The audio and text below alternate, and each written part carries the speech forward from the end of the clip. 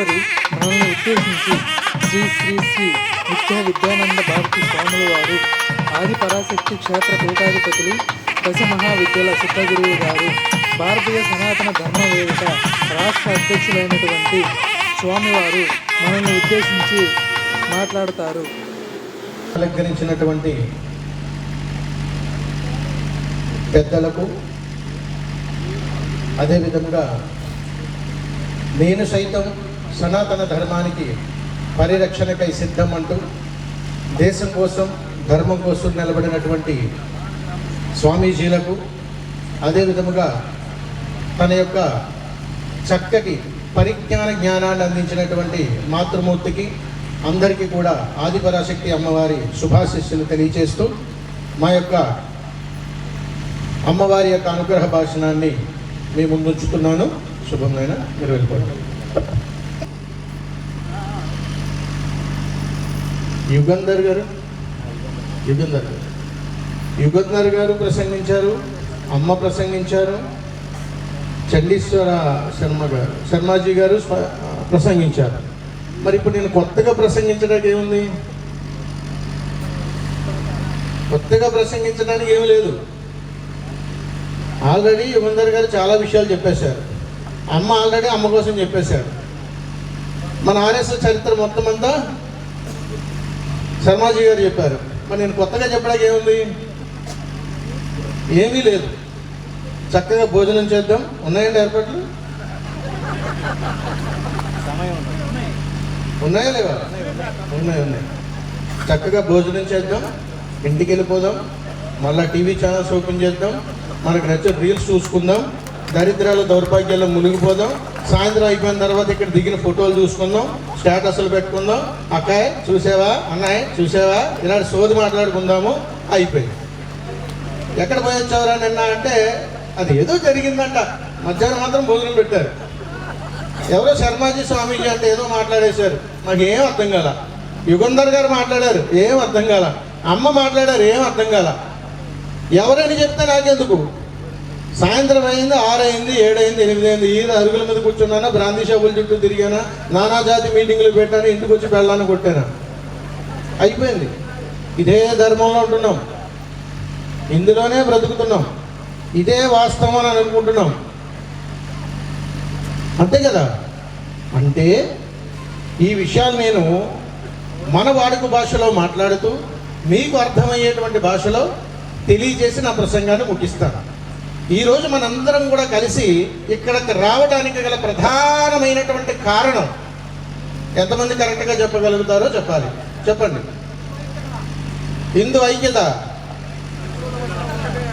హిందువులు మనందరం ఐక్యతగానే ఉన్నామని చాటి చెప్పడం కోసం ఇక్కడికి వచ్చారా? ఇది వాస్తవేనా? వాస్తవమైన ఎంతమంది ఏకీభవిస్తారు? మార్టూరు జనాభా ఎంత అండి? మరి ఏది సరే, ఇందులో ఎంతమంది దేశం కోసం ధర్మం కోసం వచ్చిన వాళ్ళు ఉన్నారు? సరే, ఎంతమంది భోజనం కోసం వచ్చిన వాళ్ళు ఉన్నారు?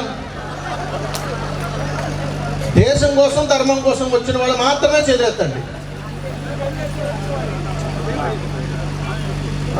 ఎవరినైనా నిలబెట్టొచ్చు. నేను మార్టూరు వాళ్ళు అయితేనే అయ్యప్ప స్వామి హిందూ ధర్మం కోసం వచ్చారు. ఎంతమంది పిల్లలు? ఒక పాప. ఏం చదువుతున్నారు? ఏది ఎక్కడ ఉన్నారు చూపించండి. ఏరి ధర్మం కోసం వచ్చినప్పుడు, హిందూ ధర్మ సమ్మేళనానికి వచ్చినప్పుడు ఇది నా కుటుంబం పండుగ. నీ ఒక్కరిదా? నువ్వు దేనికోసం వచ్చావు ఇక్కడికి? ఏ ఉద్ధరించడం కోసం వచ్చావు? కుటుంబంతో కలిసి చేసుకునేటువంటి పండుగ ఇది.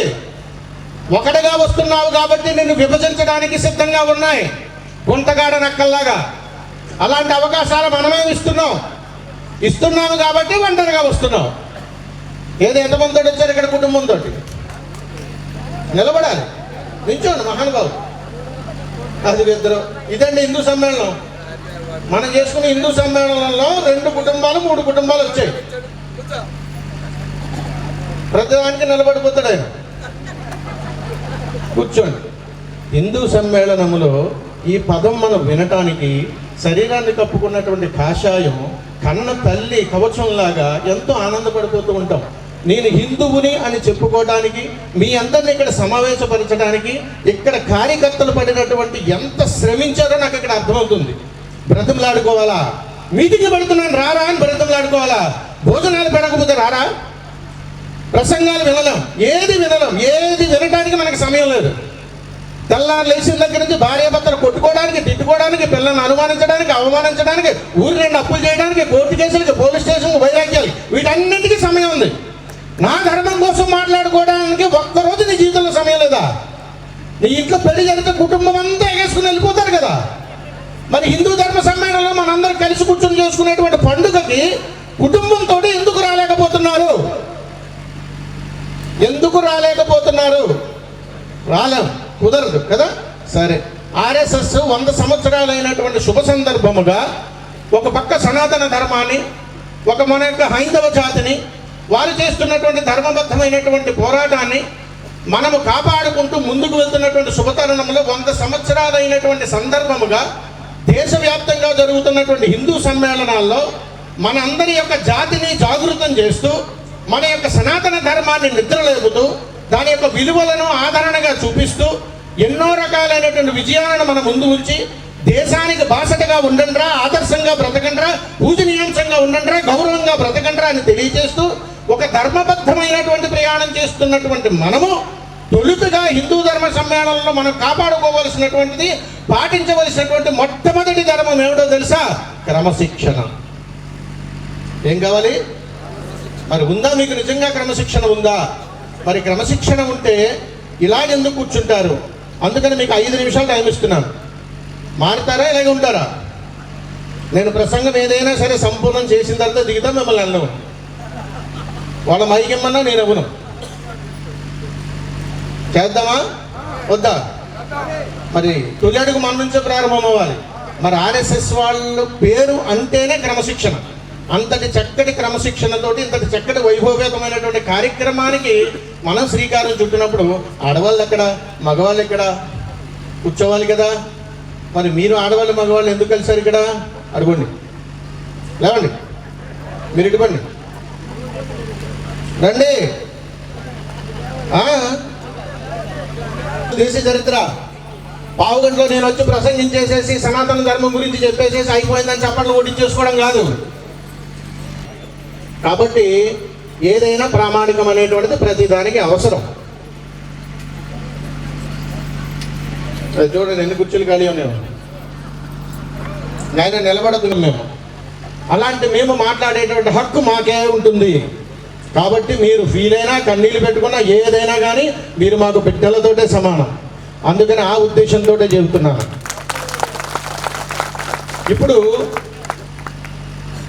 100 సంవత్సరాల చరిత్ర కలిగినటువంటి ఆర్ఎస్ఎస్ గురించి మాట్లాడుకుంటూ ఉంటేనే వెంట్రుకలు ఇలా లెక్కబడుచుకుని రేపటి నుంచి నేను కూడా ఇలా తయారైపోవాలి యుద్ధానికి అనేటట్లుగా మనం సిద్ధపడిపోతూ ఉంటాం. కానీ ఇక్కడ ఇచ్చేటువంటి నిజమైనటువంటి గౌరవం, అక్కడ చూపించినటువంటి భరతమాతను మనం చూపిస్తూ, ఇంటి ఇల్లాలను మాతగా గౌరవిస్తూ ఒక అద్భుతీయమైనటువంటి ప్రయాణం చేస్తున్నటువంటి మనం వస్తూ తల్లి గర్భంలోంచి వచ్చి వెళ్ళేటప్పుడు భూగర్భంలోకి వెళ్ళిపోతూ, ఈ తల్లి ఈ గర్భంలో దాచుకుంది, ఆ తల్లి ఆ గర్భంలో దాచుకుంది, రెండింటికి పెద్ద తేడా లేదు. భూమాతంత మనస్తత్వం కలిగినటువంటి అమ్మను పాదరక్షకులతో తొక్కుతూ ధర్మం కోసం వింటున్నాము. ఇది ధర్మమా? మరి మీ కాళ్ళ జోళ్ళు తీరా పక్కకు పెట్టరా పాదరక్షకులు? దొబ్బేస్తారు, ఎవరైనా చెప్పులు తీసిపోతారా? తీయండి. అమ్మా, ఈ పుడమి తల్లి గర్భంలోనికి ఎన్నో దిక్కుమాల పనులు చేసి ఆ ధర్మం ఈ ధర్మం ఈ ధర్మం అన్ని నానా యాగి పనులన్నీ చేసేసమ్మా, నేను ధర్మాన్ని కాపాడుకోవడం కోసం మహానుభావులు మాట్లాడుతూ ఉంటే వినటానికి నీ స్పర్శను స్పర్శించకుండా కూర్చొని వింటున్నానమ్మా అని సిగ్గుపడాల్సినటువంటి పరిస్థితి. అందుకనే మీరు ధరించినటువంటి పాదరక్షకులు తీసేసి కూర్చోవాలి. వెళ్ళేటప్పుడు వేసుకుని వెళ్తామా? చెప్పాలి. వెళ్ళేటప్పుడు వేసుకుని వెళ్తామా? 6x3 నెలల ఖాయమే కదా. మరి దానికి ఎందుకు తొందర? అది ఎప్పుడైనా ఖాయమే. వెళ్ళిపోయేదానికి ఎందుకు తొందర? అర్థం కాలేదా? 6x3 నెల నీకు అక్కడికి సిద్ధమైపోయింది ఊరవతల. మరి ఎలాగ వెళ్ళిపోతావు కదా. వెళ్ళిపోయేటప్పుడు ఒక్కరోజన్నా ధర్మంగా బ్రతికి చచ్చిపోరా. మనము ఏమి చేసినా ఎలా చేసినా 3 విధానాలుగానే బ్రతకాలి. ఒకటి, నిన్ను పూజించే విధంగా బ్రతకగలగాలి. 2, నిన్ను గౌరవించే విధంగా బ్రతకగలగాలి. 3, నిన్ను ఆరాధించే విధంగా బ్రతకగలగాలి. ఇవేమి మాకు తెలియదండి. తిన్నామా, పడుకున్నామా, తెల్లారిందా, ఇంతే కాన్సెప్ట్. ఇప్పుడు కూడా ఇంతే. నేను ఇంకొక గంట వదలకుండా ఉంటుంటే కింద నుంచి ముగ్గులు వేసేస్తుంటారు. వీడు ఎప్పుడు వదిలేస్తాడో వెళ్ళిపోతాడో, ఇదే సరిపోతుంది. ధర్మం కోసం మనం మాట్లాడుకునేటువంటి విషయం ఎంతో అద్భుతీయమైనదిగా మేము భావించి మనందరం కూడా కలిసి ఒక కుటుంబం మాదిరిగా ఇక్కడ కూర్చుని మనం మాట్లాడుకుంటున్నామని అడిగితే మనము ఎంతో చక్కటి జ్ఞానాన్ని పెంచుకోమని పరమార్థం. మొట్టమొదటి ప్రశ్న, ఈ సమస్త సృష్టిలోనూ కూడా విలువ కట్టలేనటువంటి మంత్రం ఏదైనా ఉన్నదా? ఆ మంత్రం పేరు కరెక్ట్గా చెబితే 10,116 ఇస్తాను. చెప్పాలి. మాతృదేవో భవ అక్కడ చెప్పారు, నేను యాక్సెప్ట్ చేయను. తర్వాత ఓంకారం అంటారు. ఓంకారం అంటున్నారు, అది కాదు, నామం కాదు. 10,116 ఇస్తానంటున్నాను. మీ తరపు నుంచి కూడా 20,116 మళ్ళా స్వామీజీ వారి తరపు నుంచి కూడా 30,000. ఆ అమ్మ తరపు నుంచి ఇంకో 10,000 కలిపేశా.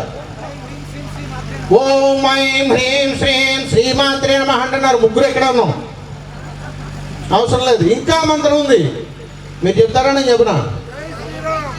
ఈ సమస్త సృష్టిలోనూ కూడా నువ్వు ఎన్ని జన్మలెత్తినా కానీ విలువ కట్టలేనటువంటి మంత్రం ఏదైనా ఉన్నదా అని అడిగితే నిత్యము నువ్వు పఠిస్తూనే ఉన్నావు.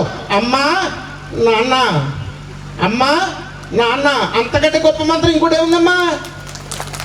ఆ అనాథ శరణాలయంలో జాయిన్ చేస్తున్నావా? ఇది నీకు ధర్మమా?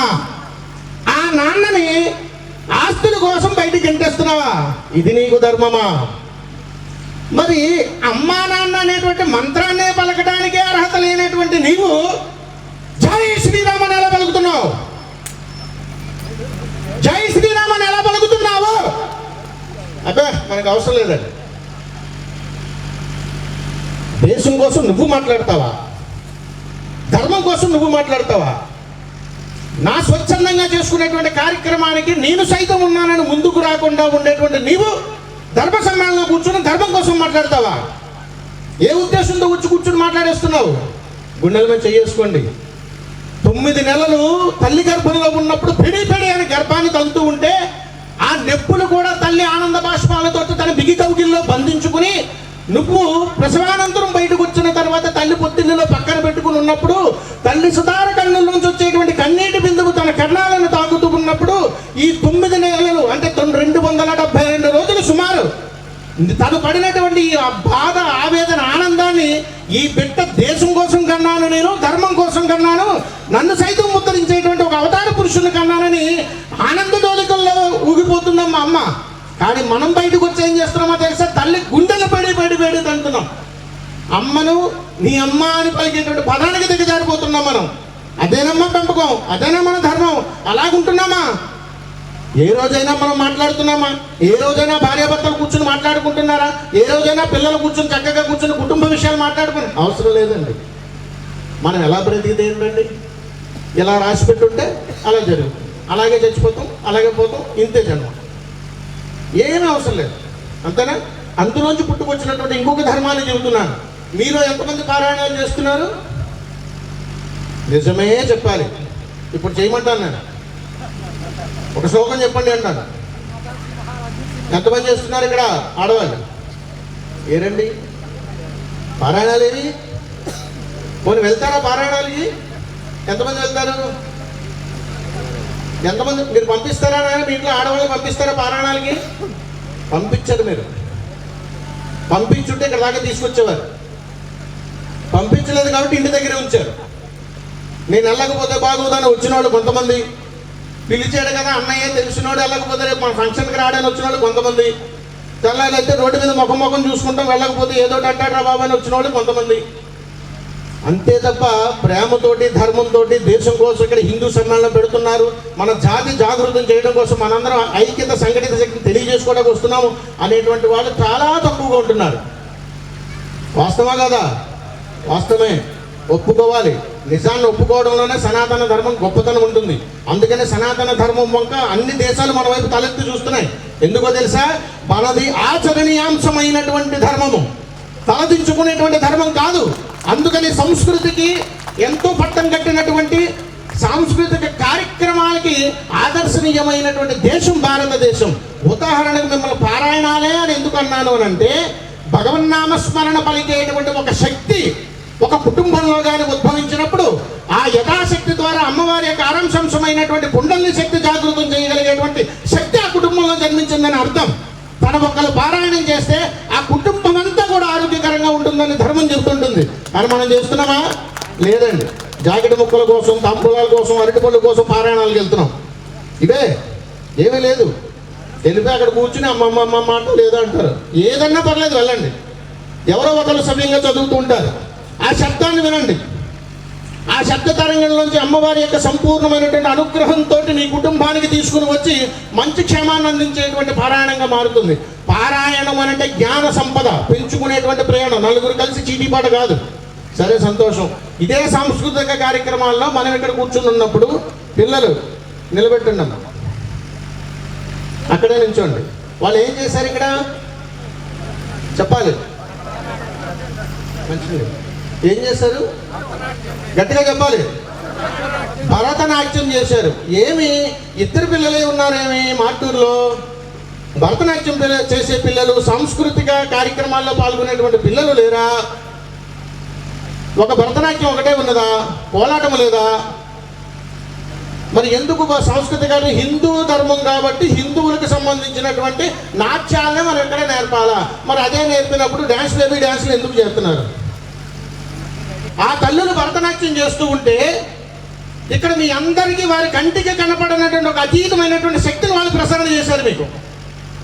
మన భారతదేశంలో నాటి కాలం నుంచి నేటి వరకు కూడా మునీశ్వరులు, ఋషీశ్వరులు, యతీశ్వరులు ఎంతో మంది తపశ్శక్తి చేసినటువంటి భరతఖండం మనది. అలాంటి చోట కుండలిని శక్తి జాగృతం జరిగేటువంటి అనేక అంశాలు సాంస్కృతిక ధర్మంలో ఉన్నాయి. కాబట్టి అలాంటి పిల్లలు ఇక్కడికి వచ్చి నాట్యమాడుతూ ఉన్నప్పుడు వాళ్ళల్లో ఉన్నటువంటి షట్చక్రాలన్నీ కూడా ఒకేసారి యాక్టివేట్ జరుగుతూ ఉన్నప్పుడు విడుదలయ్యేటువంటి కుండలిని శక్తి జాగృతం జరిగినప్పుడు వారు వదిలినటువంటి తేలికపాటి శ్వాస ద్వారా మనం ఆరోగ్యకరంగా మారిపోతున్నాం. అంతకు అతీతమైనటువంటి శక్తి ఉన్నది అందులో. దానిని మనం గమనించగలుగుతున్నామా? లేదండి. వాళ్ళు ఏదో నాట్యం చేస్తున్నారు, 2 ఫోటోలు తీసామా, ఇంట్లో పెట్టుకున్నామా, ఇంతేనా? ఇదా సనాతన ధర్మం? మన సనాతన ధర్మం అంటే నువ్వు పెట్టుకునేటువంటి పొర్లు దండాలు చేసేటువంటి, గుడి చుట్టూ మొక్కలు మొక్కుకునేటువంటి, నైవేద్యాలు వండి పొర్లు దండాలు పెట్టేసి నైవేద్యాలు చూపించేసేసి గుళ్ళకి వెళ్ళిపోయి గుళ్ళు వించేసుకునేది కాదు సనాతన ధర్మం. సనాతన ధర్మం అంటే ఒక జీవన విధానం. నువ్వు ఆదర్శంగా బ్రతకగలగాలి. 10 మంది 2 చేతులు ఎత్తి నమస్కరించేలాగా నీ తత్వం ఉండాలి. నీ నడవడిక గౌరవించేలాగా ఉండాలి. ఒక తల్లిగా, చెల్లిగా, అక్కగా, వియంకురాలుగా, ఇంకొక రకంగా ఎన్ని అవతారాలు ఎత్తినా 2 చేతులు పైకి జోడించి ఆదర్శనీయంగా నువ్వు బ్రతకగలగడమే సనాతన ధర్మం. దాన్ని సనాతన ధర్మం అన్నారు. నువ్వు గుడికి వెళ్తే సనాతన ధర్మం, బొట్టు పెడితే సనాతన ధర్మం, కాలికి మెట్టెలు పెడితే సనాతన, ఇంటి ముందు ముగ్గెళ్తే సనాతన ధర్మం అని అనుకుంటున్నాం. అవన్నీ మన సాంప్రదాయ విలువలు, మన గురువులు, మన పూర్వీకులు మనకిచ్చినటువంటి సనాతన ధర్మ సాంప్రదాయ ఆస్తి. ఆ ఆస్తిని పరమతాలకు తాకట్టు పెట్టేస్తున్నావు. అందుకని సనాతన ధర్మాన్ని అమ్మగా కొలుస్తాను. నీకు జన్మనిచ్చినటువంటి అమ్మను నువ్వు తాకట్టు పెట్టడానికి నువ్వెవరివి? నీకే హక్కుందని అంటే నీకు జన్మనిచ్చినటువంటి అమ్మని పర్వతాలకు తాకట్టు పెట్టేస్తావా? ఏముంది అక్కడ? ఇక్కడ లేనిది అక్కడ ఏదైనా ఉంటే చెప్పు. నీ మతంలో లేనిది, నీ ధర్మంలో లేనిది, నువ్వు పాటించలేనటువంటిది, నీ పూర్వీకులు నీకు ఇవ్వలేనటువంటి ఆస్తి వేరే మతాల్లో నీకు దొరుకుతుందని నువ్వు చెప్పు. నేను సాష్టాంగ నమస్కారం పడి అందులోకి వచ్చేస్తాను. దొరుకుతుందా? ఎక్కడా దొరకదు. ఏ మతంలో ఉందమ్మా? ఏ ధర్మంలో ఉందమ్మా? మన సనాతన ధర్మంలో ఉన్నట్టు అతీతమైనటువంటి సాంప్రదాయ విలువలు ఎలా కాపాడుకోవాలి, ఎలా చేయాలి, ఎలా ఉండాలి, కుటుంబంతో ఎలా ఉండాలి, భార్యతో ఎలా ఉండాలి, భర్తతో ఎలా ఉండాలి, పిల్లలతో ఎలా ఉండాలి, ఇరుగు పొరుగు వాళ్ళతో ఎలా ఉండాలి, సమాజంలో ఎలా ఉండాలి, ఒక తల్లిగా, చెల్లిగా, భార్యగా, వియ్యపురాలిగా నీ పాత్ర నువ్వు సవ్యంగా నిర్వర్తిస్తున్నావా? అది సనాతన ధర్మం. గుడికెళ్ళి దండం పెట్టుకుని బొట్లు పెడితే సనాతన ధర్మం కాదు. అవి మన సనాతన సాంప్రదాయ ఆస్తులు. వాటిని మనం కాపాడుకోలేనప్పుడు హిందూ ధర్మం కోసం నీకు మాట్లాడేటువంటి అర్హత లేదు.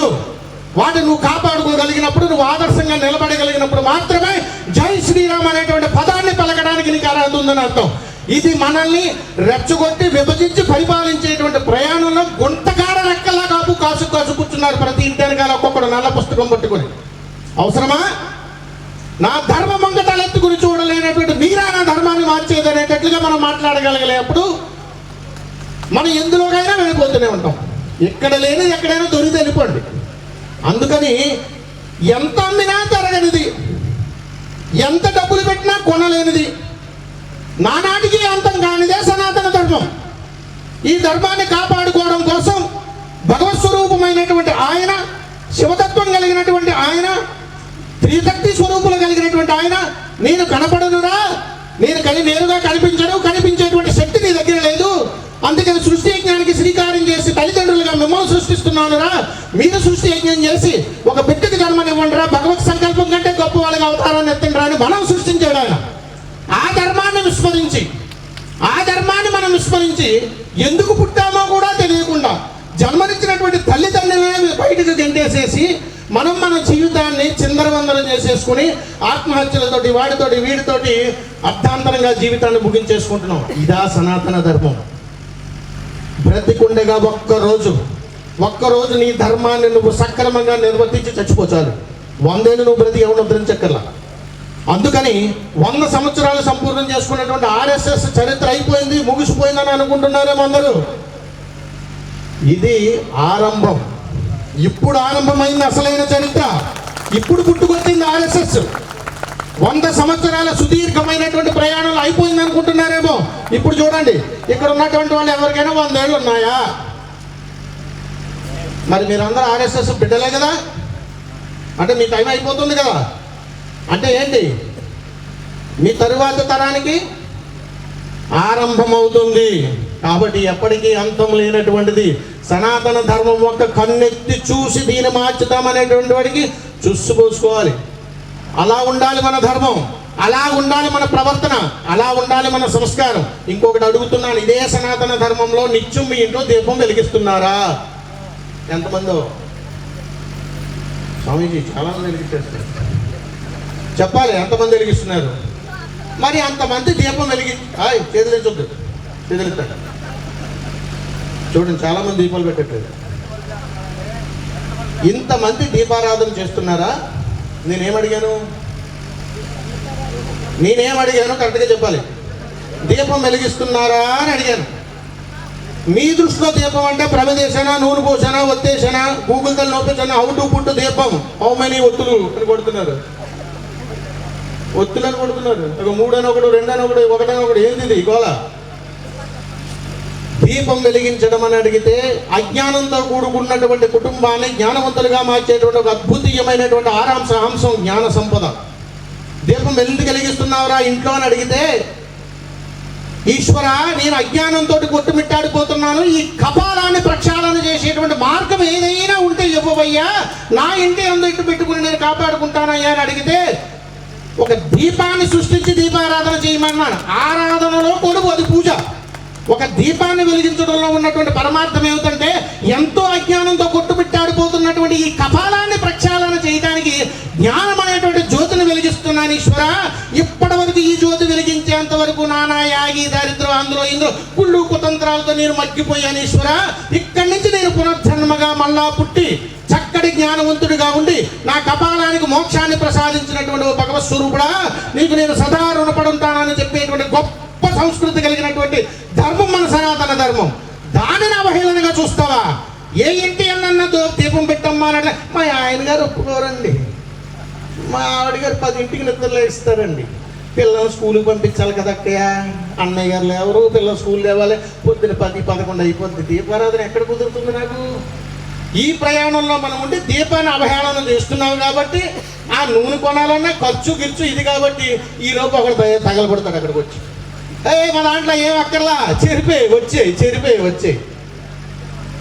అలాంటి అతీతమైనటువంటి అలౌకికమైనటువంటి తక్కువ సుఖాలకు అలవాటు పడిపోయి మనకు తెలియకుండానే దిగజారిపోయేటువంటి ప్రయత్నం చేస్తున్నాం.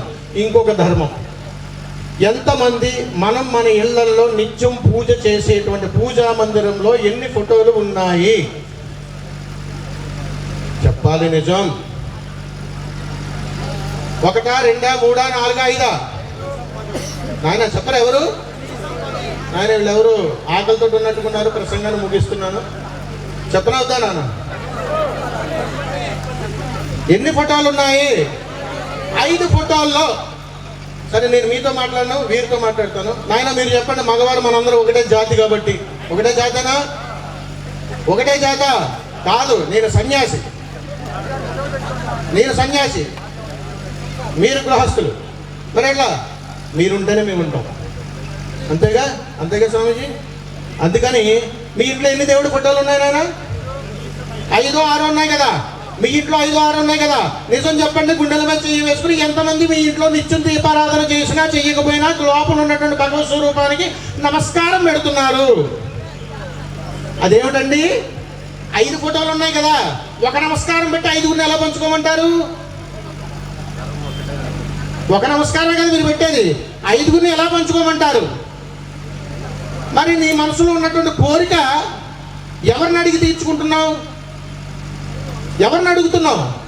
5గురు ఉన్నారు కదా, ఎవరిని అడుగుతున్నావు? చూసారా, భగవత్ సంకల్పం దగ్గర కొలిచేటువంటి ప్రామాణికంలోనే మనం వీరిని నమ్మాలా, ఇక్కడ నమస్కారం చేయాలా, వీరిని పూజించాలా, వీరిని గౌరవించాలా? లేదే. అందుకని మన మనసులో వచ్చేటువంటి దరిద్రపు దౌర్భాగ్యపు లక్షణం ఏమిటో తెలుసా? ఒక వ్యక్తి నీతో సమానంగా ఉన్నాడనుకో, ఆదరించడం నేర్చుకో. ఒక వ్యక్తి నీకంటే తక్కువగా ఉన్నాడనుకో, ప్రేమతో దగ్గర చేర్చుకోవడం నేర్చుకో. ఒక వ్యక్తి నీకంటే గొప్పగా ఉన్నాడనుకో, ఆదర్శనీయంగా తీసుకోవడం నేర్చుకో. ఈ 3 సంస్కారవంతమైనటువంటి లక్షణాలు మనవి. అది మన దగ్గర లేదు కాబట్టి ఎవరిని పూజించాలి, ఎవరిని నమస్కరించాలి, ఎవరిని ఆరాధించాలి, ఎవరిని ఆదర్శంగా తీసుకోవాలనేటువంటి కనీసపు సంస్కారం కూడా లేనటువంటి ప్రయాణం మనం చేస్తూ వీర తిలకాలు తిట్టేసుకుని పుర్లు దండాలు పెట్టేసి మొక్కులు గుండెలు గీంచేసుకుని వచ్చా చేసా ఇవాళ అమ్మోరు జాతర అయిపోయింది. ఏ ఉద్ధరించడానికి? సరే, నేను ఒకే ఒక మాట అడుగుతున్నా. మాతృదేవో భవ అని అన్నాను అంటే ఏమిటి చెప్పాలి? ఏందన్నా ఆకలి వేస్తుందా? సరే, ఓ పని చేయండి, నేను ఏమన్నా ఇక్కడే కూర్చుంటాను. స్వామీజీ గారు ఉంటారు, నేను ఉంటాను, యుగంధర్ గారు ఉంటారు, అమ్మ ఉంటారు. మాకు ఏ అభ్యంతరం నేను ఇక్కడే పంపిస్తాను. చక్కగా పొయ్యి భోజనం చేసి రండి. సాయంత్రం 7 వరకు మాట్లాడుతూనే ఉంటా. 1 గంట ముఖ్యమా, 7 గంటల వరకు ముఖ్యమా? 1 గంట ముఖ్యం. ఇదే ముఖ్యం. సరే, తల్లి అటు ఇటు లేవద్దు, క్రమశిక్షణ, చెప్పేది జాగ్రత్తగా వినాలి. మాకు సమయం చాలా విలువైనటువంటిది. ప్రతి సెకను మాకు ఆయుక్షణం. అంటే దగ్గరికి వచ్చేస్తున్నాం మేము మరణానికి. ఈ మరణించే లోపు ఏదైనా ఒక పుణ్యకార్యం చేసి చచ్చిపోరా అని అన్నాడు ఆ ఈశ్వరుడు. అది చేయడానికి వచ్చాం.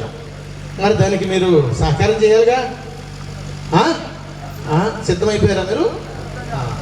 ఇప్పుడు మన ఇంట్లో ఉన్నటువంటి పూజా మందిరంలో 5, 6 ఫోటోలు ఉన్నప్పుడు, నమస్కారం చేస్తున్నప్పుడు, నేను మాతృదేవో భవ అని అన్నప్పుడు ఎంతమందికి అమ్మ మీ కడుపును మీకు జన్మనిచ్చినటువంటి తల్లులంటే ఇష్టం? ఎవరైనా కంఠోపాఠంగా నిలబడి చెప్పాలి, నాకు మా అమ్మ అంటే చాలా ఇష్టం అండి. ఒక్కళ్ళు ఇక్కడ ఉన్నారమ్మా? అమ్మ, మీ అమ్మగారు వచ్చారా? మీ అమ్మగారు వచ్చారా? చనిపోతున్నారు వారు, అదృష్టవంతులే ఉన్నవాళ్ళు. ఎక్కడున్నారు? సర్వ జగత్ సృష్టిలోనూ కూడా అన్ని పుణ్యక్షేత్రాలు తిరిగేశాను. తిరిగారా మీరు? తిరిగేసామండి. అన్ని పుణ్యక్షేత్రాలు తిరిగాను. నా ఇంటి పూజా మందిరంలో అందరు భగవత్ స్వరూపాలు ఉన్నారు. అందరికీ నిత్యం నమస్కారం చేస్తున్నాను, చాలా సంతోషం. మరి నీ తల్లి పాదాల చిత్రపటములు ఇంట్లో ఉన్నదా? నీ కన్న తల్లి చిత్రపట పాదాలు నీ ఇంట ఎందు ఉన్నాయా? లేవండి. ఉన్నాయా? ఎలా ఉన్నాయి చెప్పండి? అమ్మవారు ఆవిడ ఫోటో కాదు నాకు కావలసింది. అందుకని సనాతన ధర్మ రక్షణలో, సనాతన ధర్మ పరిరక్షణలో, సనాతన ధర్మానికి ఆదర్శనీయమైనటువంటి అంశము ఎవర్రా ఈ భూమి మీద భారతదేశం తన వంక చూస్తుందిరా అంటే జన్మనిచ్చినటువంటి అమ్మ. ఆ అమ్మ మూలాలు నరికేటువంటి ప్రయత్నాలు జరుగుతున్నాయి. అందుకని అమ్మ చనిపోతే అమ్మ ఫోటో పెట్టుకుని సంవత్సరానికి ఒకసారి పెట్టి తిను అనడం కాదు. బ్రతికుండగానే అమ్మ పాదాలు కడిగి అమ్మ పాద పూజ చేసి ఆ నీళ్లు శిరస్సు మీద ఉంచుకొని, అమ్మా జన్మనిచ్చినటువంటి నీకు నేను సదా రుణపడి ఉన్నానే, నిన్ను ఎక్కడ ఉన్నా ఎలా ఉన్నా ఈ గుండెలో పెట్టే చూసుకుంటానే, ఒక 15 నిమిషాలు నా జీవితంలో కాస్త సమయాన్ని కేటాయించి నీకోసం వెచ్చిస్తానే అని నువ్వుగా ఒప్పుకుంటూ తల్లి పాదాలను నిద్ర లేవగానే చూడగలిగేటువంటి తత్వం ఏ గృహమునందైతే ఉంటుందో ఆ గృహమునందు పితృదేవతల యొక్క సంపూర్ణ సాక్షాత్కారం ఉండి తీరుతుంది. అక్కడ ఎలాంటి అసంఘిక విధానాలు ఏం జరగవు. ఆ ఇంటర్ వాళ్ళు ఎప్పుడూ రక్షణగానే ఉంటారు. నా తల్లినే గౌరవించలేనండి, నా తల్లి పాదాలనే నేను దర్శనం చేసుకోలేదండి, నేను సమస్త దేవీ దేవతలందరినీ దర్శనం చేసుకుంటానండి అంటే ఎలా కుదురుతుంది? ఇది ఏమాత్రం పరిపాటి. అందుకని భగవత్ సంకల్పమైనా సరే ఒకటే చెప్తుంది, సనాతన ధర్మం అనేటువంటిది నీ కుటుంబముతో నువ్వు బ్రతికేటువంటి ఆదర్శనీయమైనటువంటి జీవితము. అలాంటి ఆదర్శనీయమైనటువంటి జీవితాన్ని నువ్వు బ్రతకాలి అని అంటే ఒకళ్ళు ఏలెత్తి చూపించకుండా మన ధర్మాన్ని మనం అనుక్షణం కాపాడుకుంటూనే ఉండాలి. ఇందులో ముఖ్యమైనటువంటిది దేశం మధ్యలో రైతు ఎలాగో, దేశం సరిహద్దులో జవాన్ ఎలాగో, ధర్మ పరిరక్షణకై కాషాయదారులు కూడా అలాగే ఉంటారు. ఇది శాసనము, అందులో డౌట్ లేదు. కాషాయదారులు బ్రతుకున్న నాళ్ళు ఈ ధర్మానికి వచ్చినటువంటి ఇబ్బంది ఏమీ లేదు. కేవలం మన వల్ల మాత్రమే వస్తుంది. మీరు ఎన్నో తప్పులు చేస్తున్నారు, మేము నిలబడి ఉంటున్నాం, మమ్మల్ని వేసేస్తున్నారు. ఏం చేస్తున్నారు మీ సమాజం అని? కానీ మనం ఏం చేస్తున్నాం? అమ్ముడు పోతున్నాం. అలాంటి అమ్ముడు పోకండి. సనాతన ధర్మాన్ని నమ్ముకొని దీన్ని మనం కాపాడుకోగలిగితేనే దీని యొక్క అద్భుతీయమైనటువంటి తత్వం మనకు వస్తుంది. అందుకని సనాతన ధర్మం వాసన ఒక్కసారి చూస్తే చచ్చేంత వరకు వదలరు. ఇది అంతమైనది. ఆరంభం ఎక్కడుందో మనకు తెలియదు, అంతం కూడా మనకు తెలియదు, కానీ మనం శాసనం. కాబట్టి ఈ సమస్త భూమండలం మీద ఉన్నటువంటి అన్ని జీవరాశులు మన నుంచి వచ్చిన వాళ్ళే. కానీ ఒకటి గుర్తుపెట్టుకోండి, మతం గురించి మాట్లాడుతున్నప్పుడు నేను మీ మతానికి వ్యతిరేకం కాదు. కన్న తల్లి లాంటి నా ధర్మంలో పుట్టి నా ధర్మంలోంచి విడనాడి వెళ్ళి నా తల్లినే తప్పని చూపిస్తున్నాడు చూసారా, వారికి వ్యతిరేకం నేను. అందుకని ఒకరిని మనం కించపరచక్కర్లా. ఎవరి ధర్మం వారిది, ఎవరికి నచ్చేట్టు వాడు బతకొచ్చు. కానీ ఇందులో పుట్టి ఇందులోంచి వెళ్ళి ఇది తప్పు అని ఏలెత్తి చూపిస్తున్నావు చూసావా, దానికి చెప్తున్నాను నేను, దానికి వ్యతిరేకం మేము. అందుకని మన ధర్మాన్ని మనం కాపాడుకోవాలని అనుకుంటున్నప్పుడు నీ కుటుంబాన్ని నువ్వు జయించడం అనేటువంటిది ప్రథమ కర్తవ్యం. నీవు తండ్రిగా సరిగా ఉంటున్నావా, జయించు. నీ కుటుంబాన్ని జయించగలిగావా, సంతోషం. నీ బిడ్డను అద్భుతంగా సాగుతున్నావా, అద్భుతం. ఇప్పుడు రా సమాజంలోనికి. నీ కుటుంబాన్ని సాధించుకోలేని నీవు, నీ కుటుంబాన్ని జయించలేనటువంటి నీవు సమాజాన్ని ఏమి ఉద్ధరిస్తావు? కాబట్టి మన సనాతన ధర్మం ఎప్పుడు ఒకటే చెబుతుంది, దేవుడు కనపడ్డు, శక్తి కనపడదు, కానీ నిన్ను నడిపిస్తుంది. ఎలా నడిపిస్తుందో తెలుసా? ఎంతమంది ఇక్కడ నిత్యము భోజనం చేస్తున్నారో చెప్పండి. ఆత్మజ్ఞానాన్ని ఇచ్చింది మనకి. నీకా సుఖ సంతోషాలు కావాలా? నీవా నన్ను తినడం కోసం నానబెట్టి నీటిలో పెట్టి పొయ్యి మీద పెట్టి మరిగించి మరిగించి మరిగించి మరిగించి ఉడికించి వార్చుకుని నీ నోట్లో పెట్టి కసపిస నవ్వులేసి మింగేస్తావా? అంటే నిన్ను బ్రతికించడం కోసం నాకెందుకు ఈ శిక్ష అని అన్నం బాధపడుతూ ఉంటుంది. బాధపడుతూ భగవత్ స్వరూపం అడుగుతుంది, ఈశ్వర ఇదిగో ఈ దుర్మార్గుడికి నేను ఆహారంగా మారిపోయానయ్యా, వీడి నోట్లో పెట్టుకున్న నాలుగు ఆయిల్ నవ్వులేస్తూ అటు ఇటు నవ్వులేస్తూ మింగేస్తున్నాడు, ఈ దుర్మార్గుడు నేను బ్రతికించేదా, నాకు మోక్షం లేదా ఈశ్వర అని అడిగింది. అప్పుడు పరమేశ్వరుడు చెబుతున్నాడు, సమస్త ప్రకృతి ఆధారభూతమైనటువంటి ఈ జీవుల్ని కాపాడుకోవడమే మీకు మోక్షం రా అని చెప్పబట్టి అవి తలంచి ఇలా వంగులు ఉన్నాయి కాబట్టి ఆ ఒరిగింజల నుంచి బియ్యంగా మనం సిద్ధం చేసుకుని అవి మరిగించుకుని మనకు ఆహారంగా మార్చుకున్నటువంటి తత్వం పరమేశ్వరుడు మనకి ఇచ్చినటువంటి అర్థంలో చిన్న పరమార్థాన్ని పట్టుకోండి. సమస్త ప్రకృతిలోంచి వచ్చేటువంటి ప్రతీది కూడా మనకు ఆహారాధారభూతమే. వాటిల్లోనే భగవత్ స్వరూపం ఉందని అంటాం. అందుకని అన్నం పరబ్రహ్మ స్వరూపంగా చెబుతూ ప్రకృతి అంతా కూడా మనకు ఆహారంగా మనం బ్రతికించుకోవడం కోసం కంటికి కనపడనటువంటి ఒక అతీతమైనటువంటి శక్తి సంపద ప్రకృతి ధర్మం నుంచి మనల్ని బ్రతికిస్తూనే ఉన్నది. మరి భగవంతుడు లేడు అని ఎందుకంటావు, కనిపించలేదు అని ఎందుకంటావు? సరే, మీకు నేను ఇప్పుడే భగవంతుని చూపిస్తాను. మరి ఎంతమందికి భగవత్ స్వరూపుడు లేడు అనేటువంటి ఆలోచన ఉంది చెప్పండి. చాలా ఆనందంగా ఉంది తెలుసా, ఇంతమంది శివాలయానికి వెళ్తున్నారంటే 10 మంది వెళ్తున్నారు, అంతేనా? నేను వెళ్తున్నాను, మీరు ఎవరు శివాలయానికి వెళ్ళరమ్మా? చేతులు ఎత్తితే అన్న రొమటైడ్ డాక్టర్ శివాలయానికి వెళ్తానండి, ఆయన నెత్తి మీద పాలు పోస్తున్నారండి, పెరుగు పోస్తున్నారండి, నెయ్యి పోస్తున్నారండి, నీళ్లు పోస్తున్నారండి, అన్ని జలాలు అన్ని ద్రవ్యాలతో కూడా పోసి ఆయనకు అభిషేకం చేసేస్తున్నారండి. ఏమంటే అవన్నీ లేనోళ్ళకి ఇచ్చేయచ్చు కదా, ఎందుకని పోసేస్తున్నారండి? ఇలాంటి ఆలోచనతో చాలా మంది ఉన్నారు ఇక్కడ. ఉన్నారా లేరా? ఎంతమంది ఉన్నారు? ఏమన్నా అది మంచిదే కదండి, లేనోళ్ళకి ఇచ్చేయచ్చు కదండి. స్వామీజీ వారికి అన్ని అభిషేకాలని, జలాభిషేకాలని, పాలు పెరుగు ఎన్ని వేసి మనం వృధా చేస్తున్నాము కదా. అంత వృధా ఎందుకండి? కార్తీక సోమవారం వచ్చినా, కార్తీక మాసం వచ్చినా, సోమవారం నుంచి సోమవారం వరకు ముగిసిపోయేటువంటి కార్తీక మాసం వచ్చినటువంటి 30 రోజుల్లో కూడా మనం చేసేటువంటి దివ్యమంగళ శోభాయమైనటువంటి అభిషేకాలు మనం తనివి తీరా అలాగా ఆస్వాదిస్తూ చూస్తూ మోక్షం ఇచ్చే అని అంటూ అవయ్యా అన్ని పోసేసుకుంటున్నావు, ఎందుకు ఎన్ని వృధా కదా, లేనోళ్ళకి ఇచ్చేయచ్చు కదా.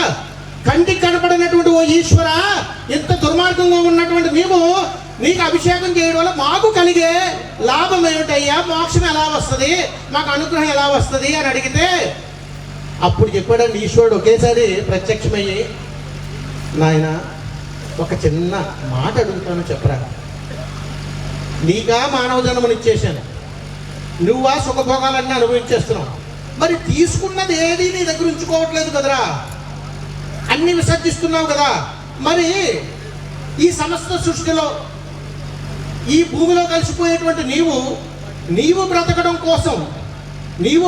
కోసం నిత్యం ఆహారంగా తీసుకునేటువంటి సమస్త ప్రకృతిని నువ్వు జీర్ణించుకొని నువ్వు వదిలేటువంటి మలమూత్ర విసర్జాలను తీసుకునేటువంటి ఈ భూమిని ప్రక్షాళన ఎవరు చేస్తారా?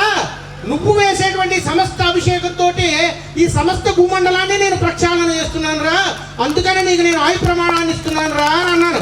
ఇంతటి అజ్ఞానంతో మూసుకుపోయి మనం అభిషేకం చేస్తూ ఈశ్వరా నువ్వు ఎక్కడున్నావురా, నువ్వు నాకు కనపడడం లేదురా అనేటువంటి ఆలోచనతోటి, కుసంస్కారమైనటువంటి తత్వంతో మనం దేవాలయానికి వెళ్ళాలా వద్దా ఇలాంటి విధానాలకి దిగజారిపోతున్నాం.